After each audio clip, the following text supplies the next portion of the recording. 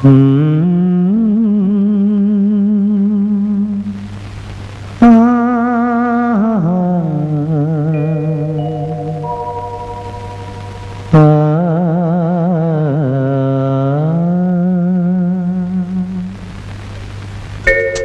പൂവിതൾ ചുണ്ടിൽ വിരിഞ്ഞു, രണ്ടു പൂവിതൾ ചുണ്ടിൽ വിരിഞ്ഞു.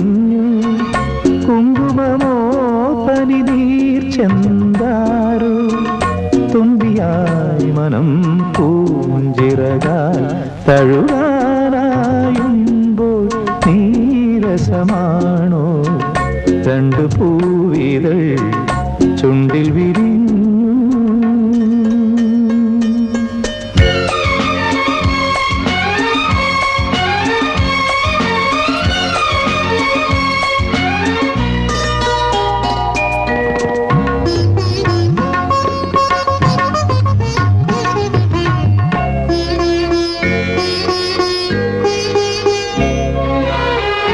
നിന്മടിയിൽ കുളിർതന്നൽ പോലെന്റെ തരളവികാരം തലചായ്ക്കുമ്പോ, നിന്മടിയിൽ കുളിർതന്നൽ പോലെന്റെ തരളവികാരം തലചായ്ക്കുമ്പോ, എൻ മുടിയിൽ പ്രണയാദ്രവിലോലം, എൻ മുടിയിൽ പ്രണയാദ്രവിലോലം തഴുകാനന്തേ സങ്കോചം.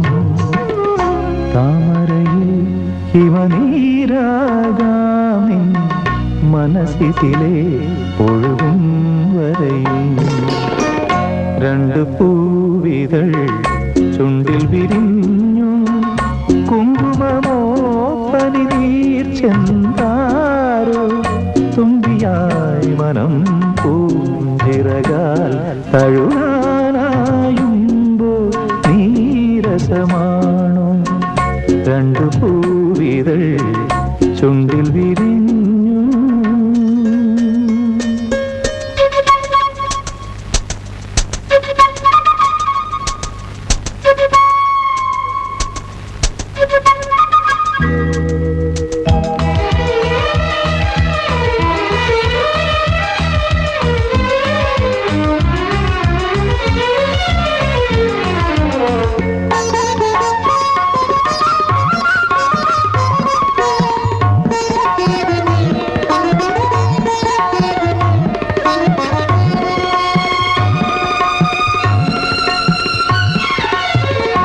കുഞ്ഞളകം നടനം ചെയ്യും നിൻ മൃദുലകപോലം സൗഗന്ധികമോ, കുഞ്ഞളകം നടനം ചെയ്യും നിൻ മൃദുലകപോലം സൗഗന്ധികമോ, കാതര നിൻ കദളീ വനമെല്ലാം, കാതര നിൻ കദളീ വനമെല്ലാം അലയാനുള്ളിൽ ആവേശം.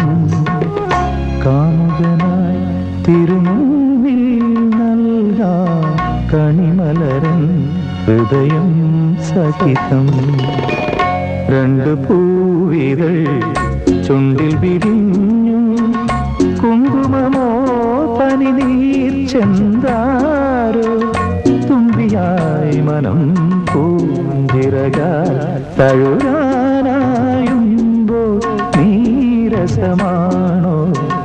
രണ്ടു പൂവിതൾ ചുണ്ടിൽ വിരിഞ്ഞു.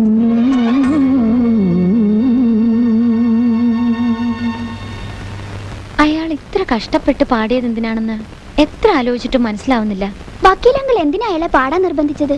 രണ്ടും വട്ട് കേസ് തന്നെ. ഡാഡി അയാൾക്ക് വാക്ക് കൊടുത്തിരിക്കുവോ? എന്തു വാക്ക്?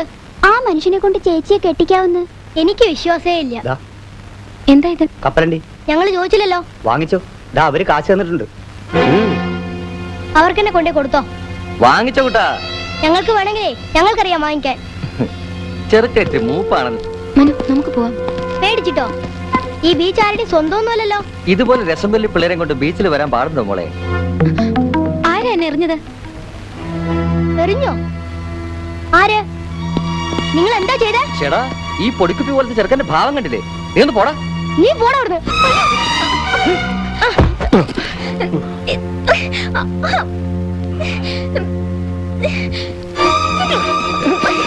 വിടാ.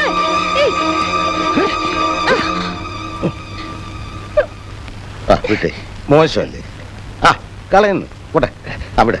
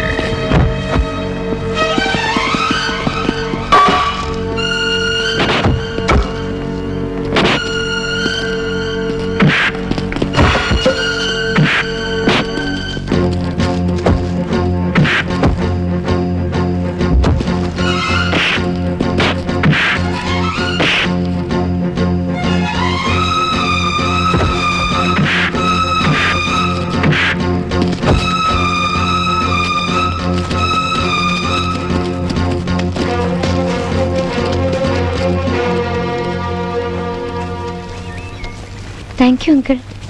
Wonderful uncle. ഇതാ അങ്കിളുടെ ബാഗ്. ദൈവമാണ് അങ്കിളിനെ ഇപ്പൊ ഇവിടെ വരുത്തിയത്. ഇതുപോലുള്ള സ്ഥലത്ത് നിങ്ങൾ കുട്ടികൾ ഒറ്റയ്ക്ക് വന്ന് നിൽക്കരുത്. പട്ടാ പകലല്ലേ അങ്കിൾ? നീചന്മാർക്ക് രാത്രിയൊന്നോ പകലൊന്നോ ഇല്ല.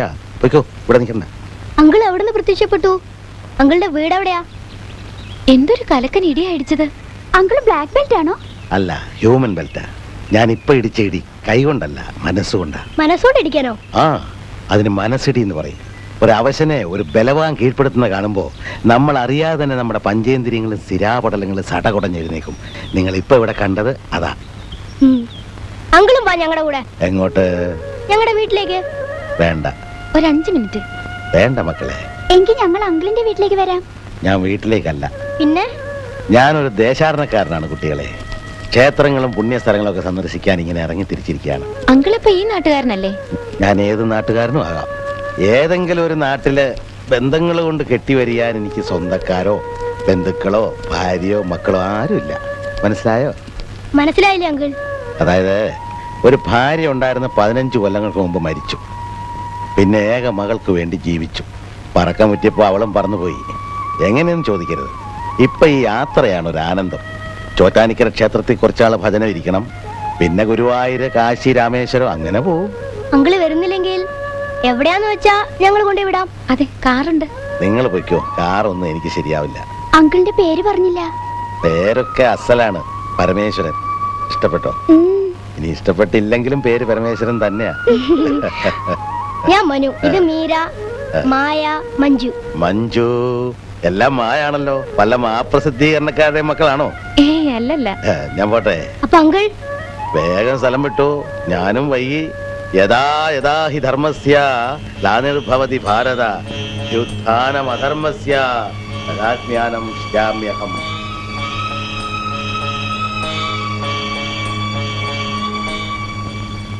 മാനേജ്മെന്റ് വാക്ക് പാലിക്കുക. നട്ടലില്ലാത്ത മാനേജ്മെന്റ് കെട്ടിത്തൂങ്ങിച്ചാവുക. സ്ഥിരപ്പെടുത്താൻ വയ്യെങ്കിൽ ഫാക്ടറി സർക്കാർ ഏറ്റെടുക്കുക. വീട് ആക്രമിക്കൂ പുന്നൂസേട്ടാ. ഞാനിവിടെ ഇല്ലെന്ന് പറഞ്ഞിട്ട്. ഒന്നും പേടിക്കണ്ട. പുന്നൂസേറ്റു.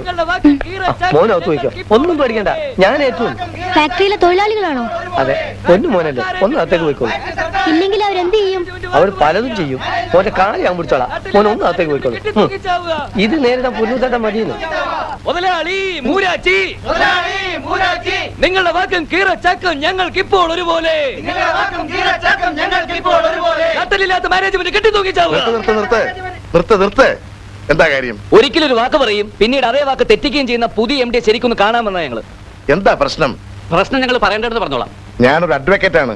അഡ്വക്കേറ്റ് ആണോ ഇറച്ചി വെട്ടുകാരാണോ എന്ന് അറിയാൻ വന്നതല്ല ഞങ്ങള്. പ്രശ്നം എന്തായാലും ഞാനത് പരിഹരിച്ചെന്നാൽ പോരെ? ഹായ്, ഇയാള് വെയിറ്റ് ചെയ്യായിരുന്നു നമ്മുടെ പ്രശ്നങ്ങൾ പരിഹരിക്കാൻ. സ്ഥിരപ്പെടുത്താൻ വയ്യെങ്കിൽ ഫാക്ടറി സർക്കാർ ഏറ്റെടുക്കുക. മാനേജ്മെന്റ് വാക്ക് പാലിക്കുക. നട്ടലില്ലാത്ത മാനേജ്മെന്റ് കെട്ടിത്തൂങ്ങിച്ചാവുക. ഓ, ഞാൻ പറയുന്നത് കേൾക്കൂ. മുമ്പത്തെ എം ടി മോഹൻദാസിന്റെ ഏറ്റവും അടുത്ത സുഹൃത്തായ ഞാനാണ് ഇപ്പോൾ ഇവിടുത്തെ കാര്യങ്ങളെല്ലാം നോക്കുന്നത്. ഇവിടെ ഒരു മുദ്രാവാക്യം വിളി കേട്ടല്ലോ. വല്ലവന്റെ മുമ്പിൽ ചെന്ന് നിന്നിട്ടല്ല മുദ്രാവാക്യം വിളിക്കുക. എല്ലാവരും ഇങ്ങോട്ട് വാ, എന്നിട്ട് എന്റെ മുമ്പിൽ വന്ന് മുദ്രാവാക്യം വിളിക്കുക. ഇറങ്ങി, ഇങ്ങോട്ട് വരൂ. മിസ്റ്റർ, ഈ പ്രശ്നം ഞാൻ സമാധാനപരമായിട്ട് കൈകാര്യം ചെയ്തുകൊണ്ടിരിക്കുകയാണ്. ഈ പ്രശ്നം സമാധാനപരമായിട്ട് കൈകാര്യം ചെയ്യണോ വിപ്ലവപരമായിട്ട് കൈകാര്യം ചെയ്യണോ തീരുമാനിക്കുന്നത് ഞാനാണ്. തൊഴിലാളികളുടെ വികാരത്തെ മാനിക്കാതിരിക്കാൻ ഞാൻ സമ്മതിക്കില്ല. അതൊക്കെ മാനിക്കാൻ ഇവിടെ വേറെ ആളുണ്ടോ? തനിക്ക് എന്താ കാര്യം? ഡേ ഒന്ന് ഇങ്ങോട്ട് വന്നേ, മുദ്രാവാക്യം വിളിക്കുക. എനിക്കൊന്ന് കേൾക്കാനാ പ്ലീസ്. പറഞ്ഞത് കേട്ടില്ലേ? ഉത്തരവാദിത്തപ്പെട്ട ഈ സാറിന്റെ മുമ്പിലോട്ട് ഒന്ന് മുദ്രാവാക്യം വിളിക്കാൻ. മുദ്രാവാക്യം വിളിച്ച് പ്രാക്ടീസ് ചെയ്യാനല്ല ഞങ്ങൾ വന്നത്. എത്രയും പെട്ടെന്ന് ഞങ്ങളുടെ നീറുന്ന പ്രശ്നങ്ങൾ. നിങ്ങളോട് നീറണ്ടെന്ന് ആര് പറഞ്ഞു? നീറിക്കോ, ഇഷ്ടം പോലെ നീറിക്കോ. ഓരോരുത്തരായിട്ട് നീറ്. ആ നീറ്റില് എന്റെ മുമ്പിൽ വെച്ചായിരിക്കണം. അതെ, ഇയാൾ ഇവിടുത്തെ ആരും അല്ല. ഇവിടുത്തെ പിള്ളേരുടെ അമ്മാവനാണ് പപ്പൻ ചേട്ടൻ. കാര്യങ്ങൾ ഇങ്ങോട്ട് പറഞ്ഞാട്ടെ. ഞാനൊരു അഡ്വക്കേറ്റ് ആണ്. ഞാനൊരു SI.